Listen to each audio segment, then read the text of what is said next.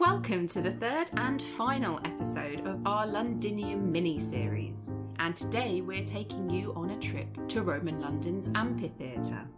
London began as a settlement on two small hills, currently occupied by St Paul's Cathedral and Leadenhall Market.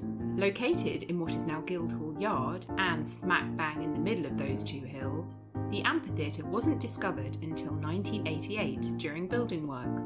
It was long suspected that a Roman settlement as significant as London would have an amphitheatre, so there was much excitement when it proved to be true. Built in 70 CE at roughly the same time as the Colosseum, the largest known amphitheatre, it was a public entertainment venue for wholesome activities like sports and musical events, but also less salubrious pursuits such as animal fights and public executions. We're going to tell you a little bit about the site itself and also look at a few artefacts found during the excavations. Okay, let's start with the logistics. You can visit the site easily from the city. It's around 10 minutes walk from a number of London Underground stations, Cannon Street, Bank and Moorgate to name a few. Entry is free. You can book a time slot online if you want to, but it's not usually necessary. In the basement, 20 foot below the modern pavement, you can view the in-situ remains of a stone tunnel entrance, east gate and arena walls, plus some sections of the wooden drain system through glass panels in the floor.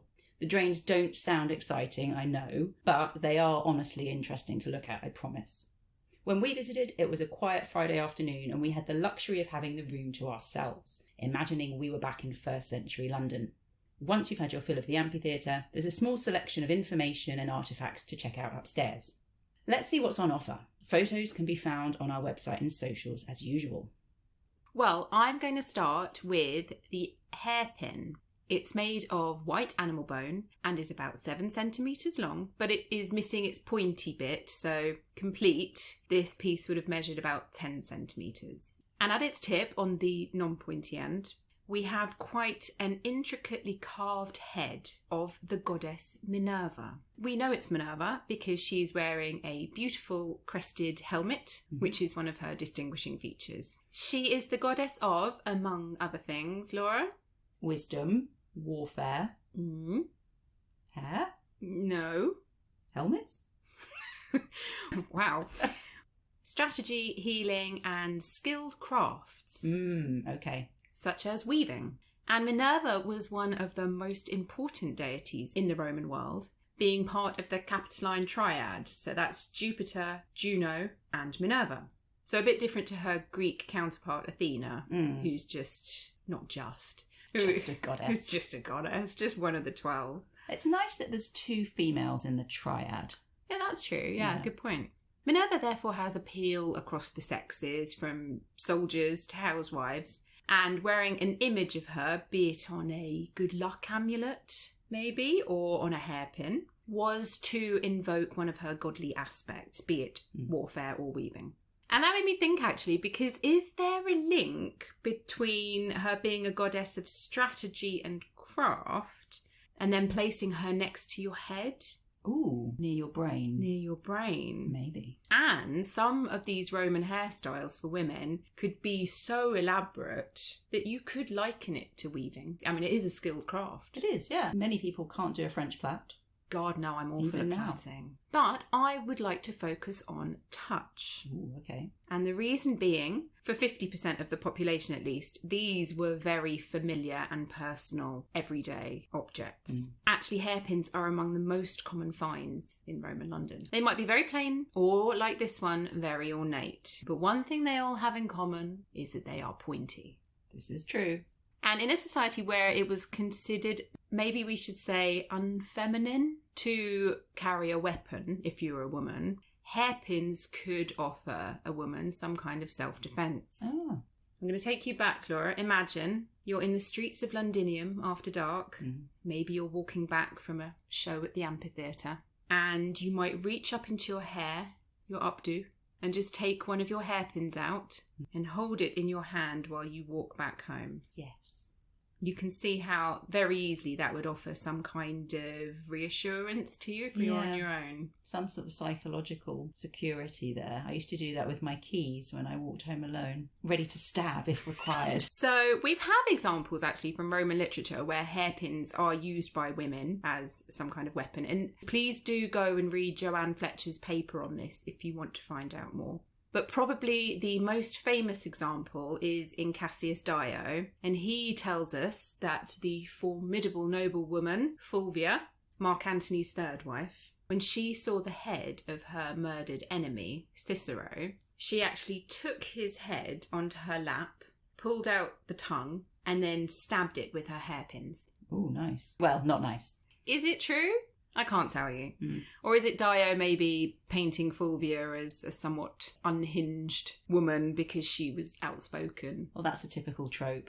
Who knows? But what is clear is that the humble hairpin is not only an everyday object, it's a tool of survival, and then it can also be transformed into an object of agency, but in a very gendered way.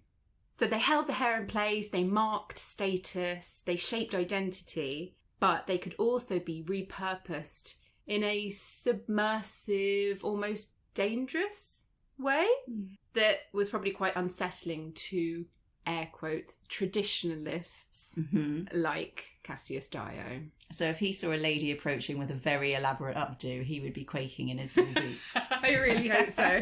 And I want to close with one final image though, Laura, apart from Cassius Dio quaking in his boots. As you're walking through Londinium on a misty winter's evening, the feel of this bone hairpin of Minerva in your hand. It's quite nice to think that this goddess, known for her association with armour and weapons, in this instance might actually become a weapon herself. And not only that, but she's providing her touch over you, her divine protection over you. Wow. Didn't think you'd be able to get that much out of hairpins. Strong work. Moving on to my favourite exhibit then. I liked the cosmetic mixing tools. Ooh. Did you see these? Quite near the hairpins.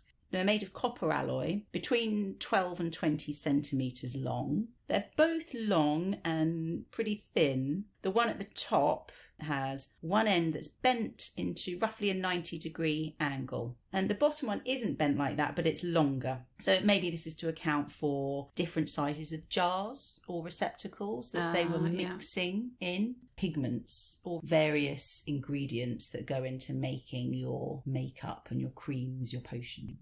To achieve these consistencies that were going to stay on your face, you might need to add a bit of liquid. So that's why you might need these tools for the mixing. Now, I'd like to think about sight. So there's lots of things that we would be familiar with today, as in primers and face masks.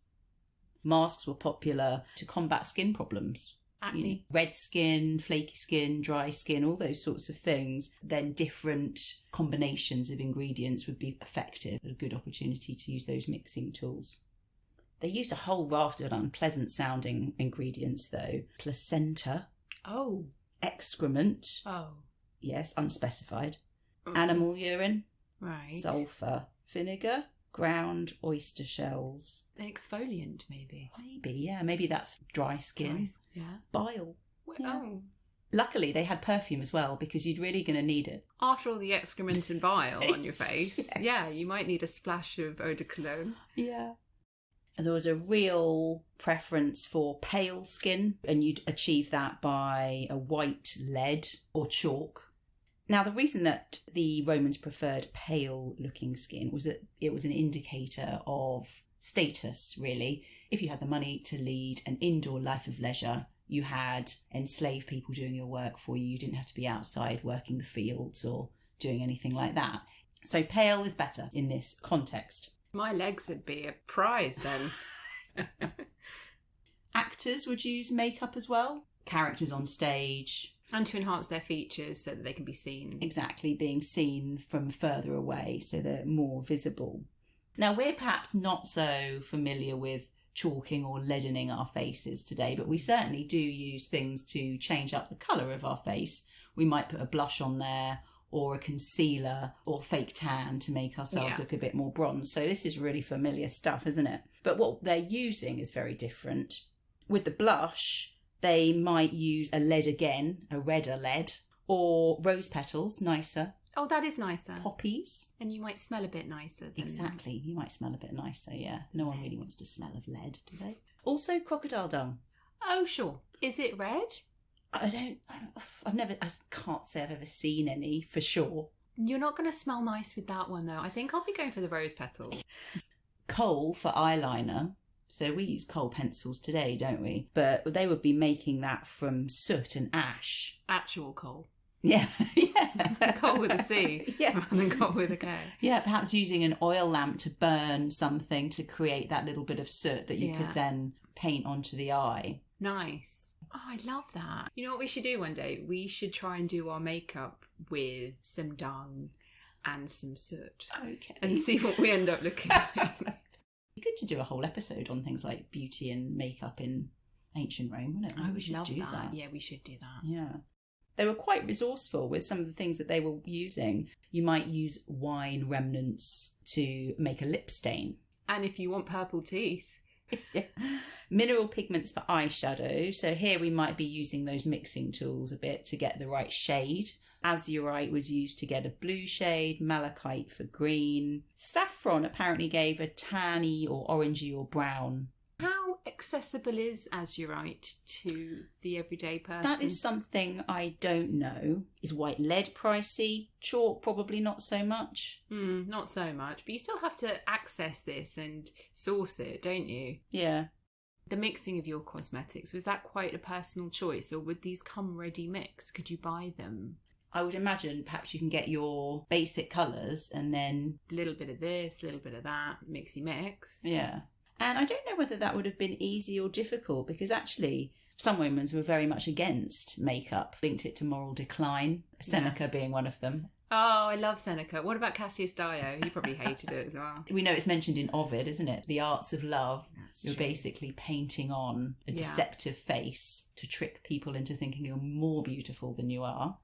It was pretty normal for women to apply makeup in private. The men shouldn't be seeing this ritual. They just needed to see the end result. Fun fact to end on, though. Did you know that the word for makeup in modern Italian is trucco, which translates as trick? Nice link to the idea of deception and artifice. They're not over it, are they? They totally aren't. So our final find from the Londinium miniseries, Caroline. How are you feeling? Devastated. Okay. But excited. Yeah, it's a good one. We are ending on something called a mortarium, which is a piece of cookware, a round shape, scooped out inside, 30 centimetres diameter, yeah. The rim is pretty thick and there's a little spout.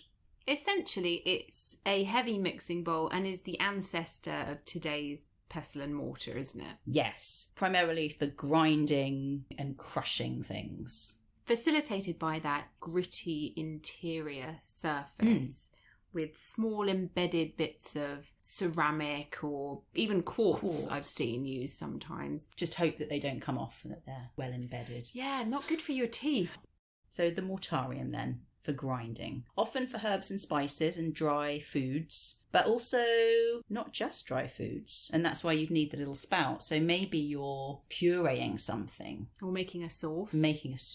Maybe you're softening up some meat. Yes. And then you'd get some excess liquid escaping from that you'd want to pour off. Right. For making meatballs, or you pulverise the meat. Yes, and add other things to it. Apparently sausages were often prepared in mortaria. Actually, we haven't seen the sausage seller for a while. Well, he's back. He is back with a bang. Another reason it has the spout is because you'd use it to make sauces. And actually in Pompeii, a load of mortaria have been found well preserved in kitchens, and they're always kind of placed next to the oils and the garum. So you can imagine the oil being tipped in there, and then you get the pestle out and you put the herbs in. Yeah. Make some kind of herby crust for your fish. I really like that the location and the position that they were found in gives you an idea of how they were used. Very pleasing. What sense were you thinking about with this? Because I immediately went to taste, which is perhaps a bit obvious. So I went to sound Oh. because it's not a common everyday sound in your modern kitchen, is it? This constant grinding of this wooden pestle against a stone mortar. But this sound must have been everywhere. I guess so. I didn't think about that. Often we get now, things are pre-ground, aren't they? They're in the state that they can be immediately used. Yeah, if you need to use a sauce or a paste, you don't often need to make it up yourself by physically grinding up pepper or spices. In a lot of recipes we still have surviving from the ancient world, this tool is used. This is a key tool in the kitchen. So grind up this, do this, add this, put it in this, mash it up. Make a sausage. If we think about cooking in general, in very basic living accommodation, a small hearth or fire pit for heating and cooking was placed in front of the family shrine normally, or the lararium. We know about these. We learnt about these last time.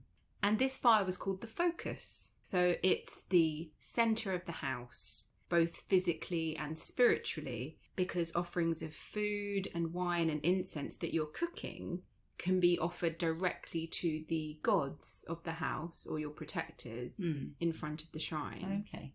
But then houses, when separate kitchens came along, this idea of flexible cooking over an open flame carried on, because again in Pompeii there are examples where portable cooking apparatus such as stoves or grills are in different rooms that aren't the kitchen. Ooh. So if you were dining alone, for example, you're not having a dinner party tonight, Laura. No. The triclinium is empty. Right, that's sad. It is sad, but you can't have a party every night. So you might decide to dine alone and therefore have a little stove brought into your study. Okay. Is it a bit like having a coffee maker next to your bed? It's exactly like that, but that will also make you some toast. Tea's made. So I quite like that. The fact that kitchens were kind of movable. You could actually cook and eat wherever you wanted to in the house, even if you did have a separate kitchen. So you just got to make yourself up a little fire. Bring your mortarium in and then put maybe a little grill over the flame. Yeah. You got yourself a lovely piece of fish. Yeah, it's like one of those mobile barbecues you get at the garage. It's exactly that. I mean, it's an incredible fire hazard. It really is, and very smelly if you're just cooking in every room. Oh my God, kitchen smells. You know how I feel about cooking smells. Yeah, in every room. But it was a very popular item, and I believe they found quite a lot just in Roman Britain. The mortarium, yeah. It's a quintessential Roman piece. Yeah. That really is a hallmark of Roman cooking and also shows that these people were Roman. And I think sometimes the spouts were in really interesting designs. Bats and lions, heads and faces. So this is quite a prized piece in the kitchen because it is a heavy item. It's a big item. That's probably for fancy use. Like when the triclinium is open. Yes, because you could be grinding up some things to put in your wine. Yeah. Bit of show cooking. Bit of show cooking. Tableside cooking. Yeah.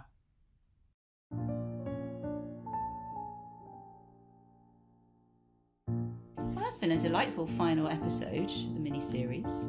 You never know, we might do another mini-series on Londinium one day. Maybe we will.